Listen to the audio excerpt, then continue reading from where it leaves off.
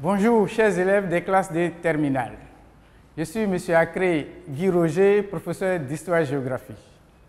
Dans l'exécution de notre programme d'histoire, nous poursuivons avec le thème 2, de la décolonisation aux efforts d'organisation de l'Afrique. Pour entamer cette leçon, je vous présente cette image et une date. Bien entendu, vous avez deviné, nous allons parler aujourd'hui de la leçon numéro 2, l'accession de la Côte d'Ivoire à l'indépendance. Pour vous mettre en situation, je vous rappelle, lors de la retransmission des festivités de l'indépendance de la Côte d'Ivoire à la télévision, un journaliste tient les propos suivants. L'accession à l'indépendance de la Côte d'Ivoire a certes connu des résistances, elle a été cependant le processus de plusieurs réformes. Cherchant à comprendre les propos du journaliste, vous et vos camarades de classe exploitez des documents afin de déterminer les différentes réformes et de comprendre le processus de l'indépendance de la Côte d'Ivoire. Pour introduire notre cours, il faut dire qu'après la Seconde Guerre mondiale, 1939-1945, la décolonisation en Afrique devient un phénomène irréversible. L'émancipation de la Côte d'Ivoire s'inscrit dans le cadre général de l'Afrique noire française. Elle est cependant marquée sur le plan interne par la personnalité de Félix Houphouët-Boigny. Comment se déroule donc la décolonisation de la Côte d'Ivoire? Nous allons analyser cette décolonisation à travers les grandes phases suivantes. La phase de l'espoir, la phase de la lutte et la phase de la collaboration. Première partie donc, la phase de l'espoir, 1944-1947. Deux réformes du colonisateur vont susciter un espoir de liberté chez les colonisés.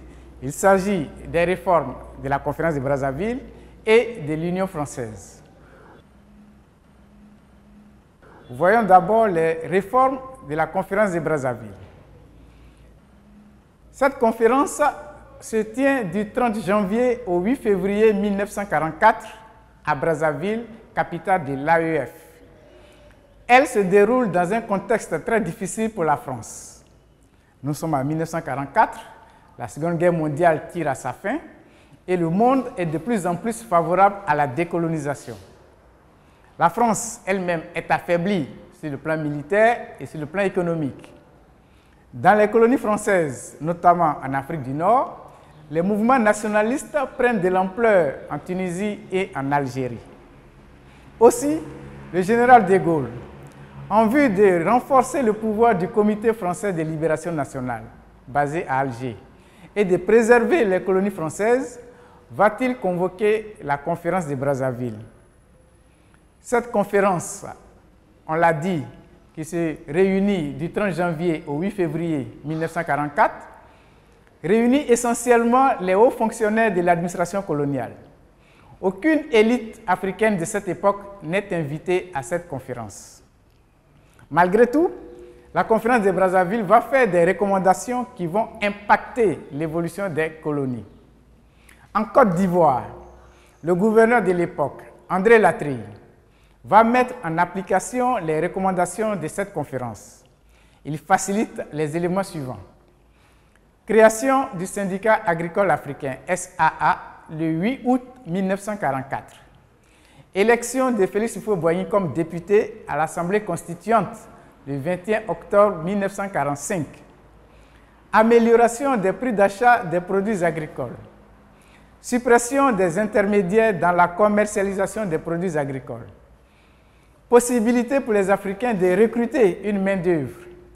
Et surtout, la création du PDCI-RDA, le Parti démocratique de Côte d'Ivoire, le 9 avril 1946, et plusieurs autres partis, notamment le Parti progressiste de Côte d'Ivoire. Donc le multipartisme date de cette époque. Le deuxième élément des réformes qui va susciter de l'espoir chez les Africains est l'Union française. En octobre 1946, une nouvelle constituante est votée. Elle instaure la 4e République qui crée l'Union française le 27 octobre 1946. Elle regroupe en une seule entité politique la France, la métropole et ses colonies. Désormais, tous les ressortissants de l'Union française ont la citoyenneté française. Alors, vous voyez donc sur votre graphique la structure de l'Union française. Il faut préciser que c'est à cette assemblée constituante que Houphouët-Boigny obtient la suppression du travail forcé le 11 avril 1946 et les députés africains font leur entrée au Parlement français. En outre, les Africains obtiennent également d'autres avancées, telles que la suppression du Code de l'indigénat, l'accession des indigènes à la citoyenneté française avec la loi Lamine-Gueye le 7 mai 1946. Il faut également noter l'élection de plusieurs députés comme Félix Houphouët-Boigny, Ouezin Coulibaly, Kaboré Zinda au Collège unique de Côte d'Ivoire à l'Assemblée constituante. Au sortir donc de ces deux réformes, l'espoir se transforme en déception pour les Africains, car les attentes d'indépendance réelles n'ont pas été honorées à cause du caractère assimilationniste de la Constitution de 1946. Les leaders africains décident alors d'engager la lutte coloniale. Félix Houphouët-Boigny, une fois à l'Assemblée nationale, propose aux autres députés et conseillers de parler d'une seule voix par la mise en place d'un vaste mouvement anticolonial. Cela se traduit par la création du Rassemblement démocratique africain, RDA, à Bamako le 18 octobre 1946. Il fut décidé que le RDA aura des sections dans chaque territoire pour une communauté d'action. Le RDA sera donc représenté aussi bien en Afrique de l'Ouest qu'en Afrique centrale. C'est comme ça que le PDCI s'affilie au RDA et devient PDCI-RDA. Le premier président du RDA est Félix Houphouët-Boigny, qui avait pour secrétaire général Fili Dabo Sissoko, et le siège est fixé à Abidjan. Dès lors, s'ouvre la période de lutte. Mais avant d'aborder cette période de lutte, vérifions si vous avez bien compris cette première partie à travers une activité d'application. Consigne. Relie les événements à leur date. Voici les événements. Création du PDCI. Conférence de Brazzaville. Création du syndicat agricole africain. Création du RDA. Union française. Suppression du travail forcé. Voici les dates. 11 avril 1946, 18 octobre 1946, 9 avril 1946, 8 février 1944, 8 août 1944, 27 octobre 1946. Bien, à tout de suite pour la correction.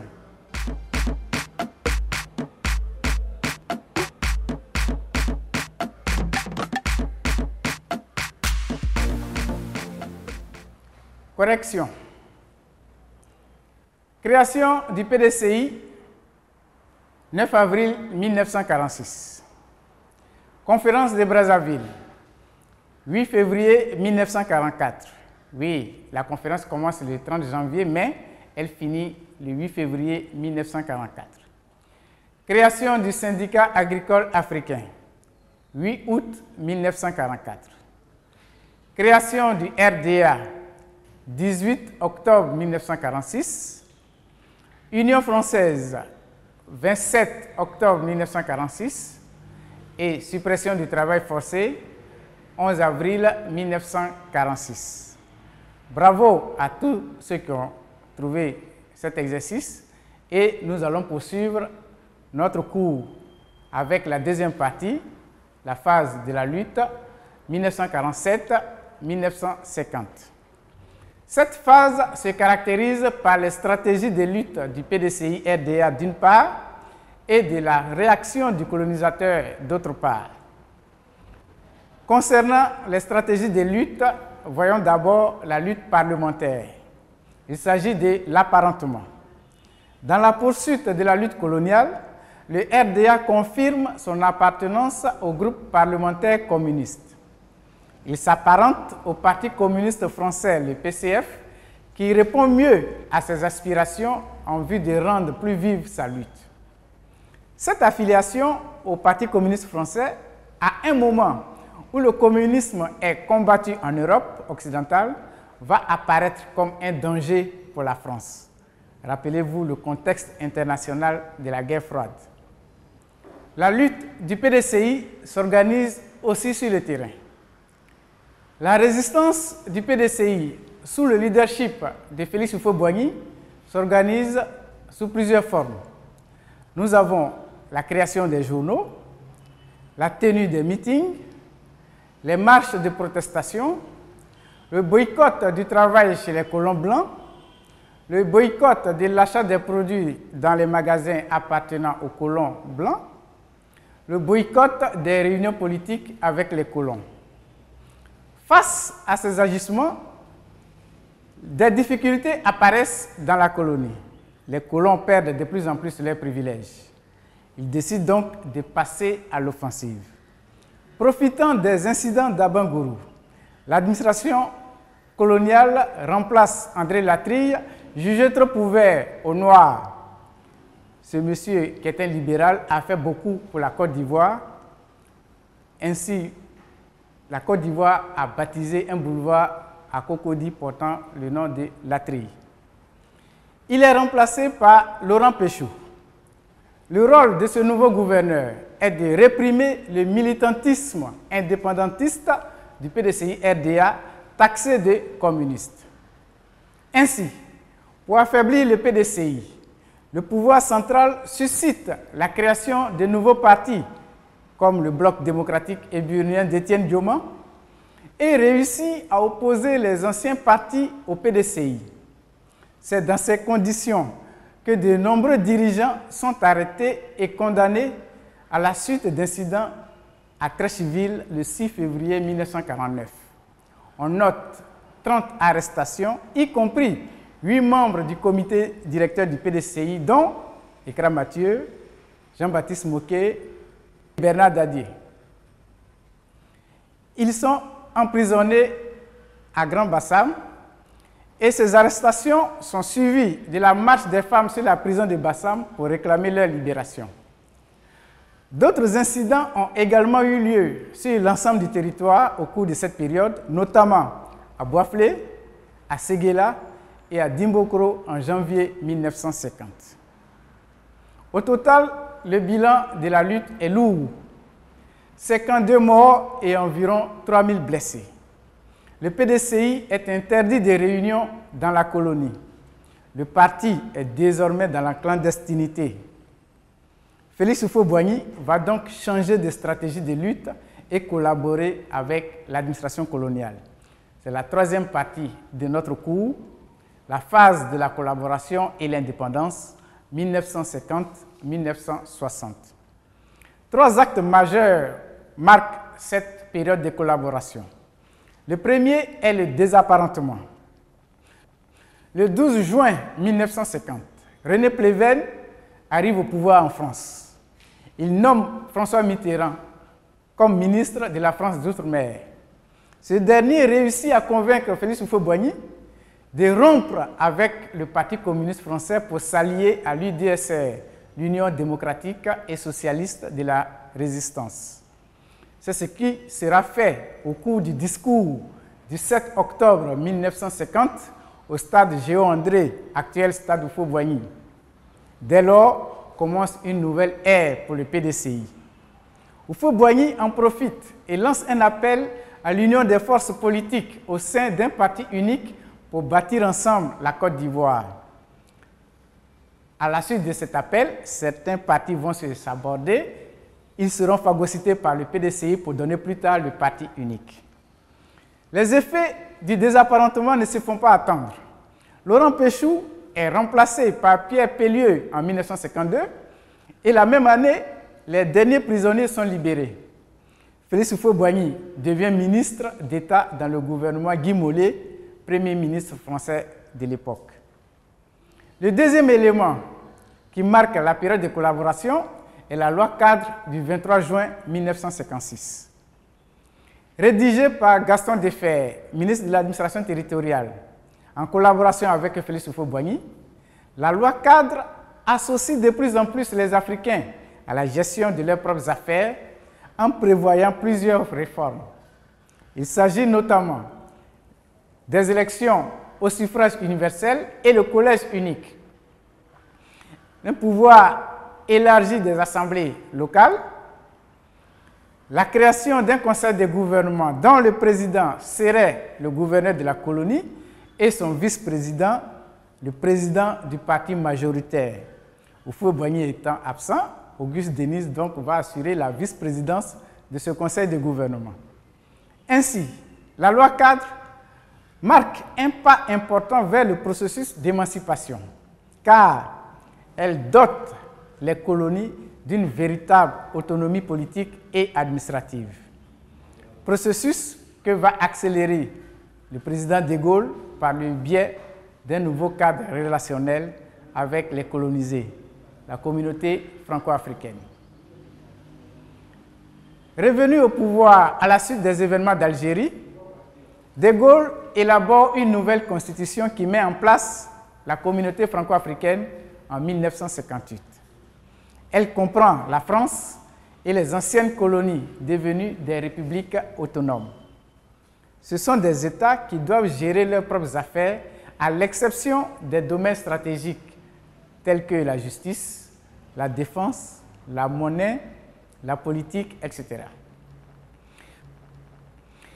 Présenté aux colonies dans le cadre d'un référendum en septembre 1958, toutes les capitales disent oui à la communauté, sauf la Guinée d'Ahmed Sékou Touré, à qui l'indépendance est immédiatement accordée le 28 septembre 1958, mais avec une rupture de toute aide et coopération technique avec la France.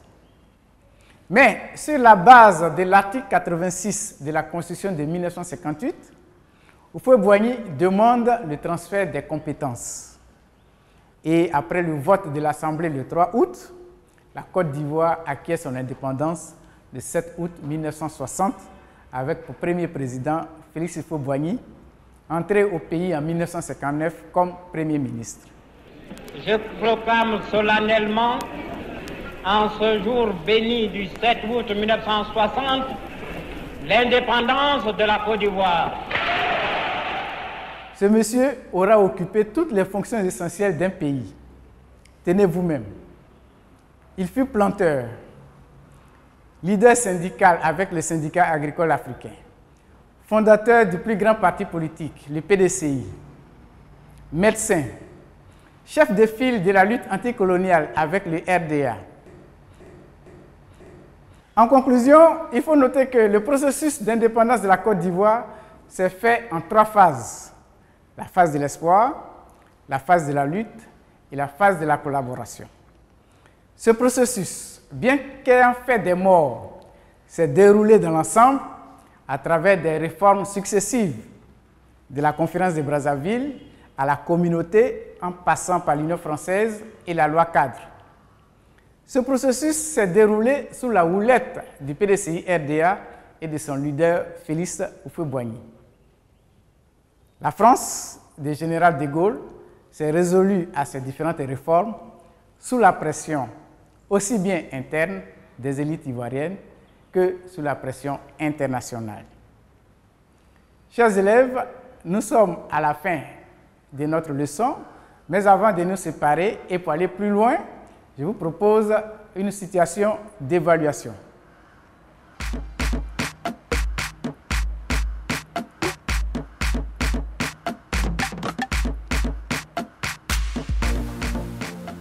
Consigne, question. 1. De quel problème s'agit-il dans cette situation? 2. Explique les propos du journaliste. 3. Partages-tu l'opinion de ton ami? Justifie ta réponse.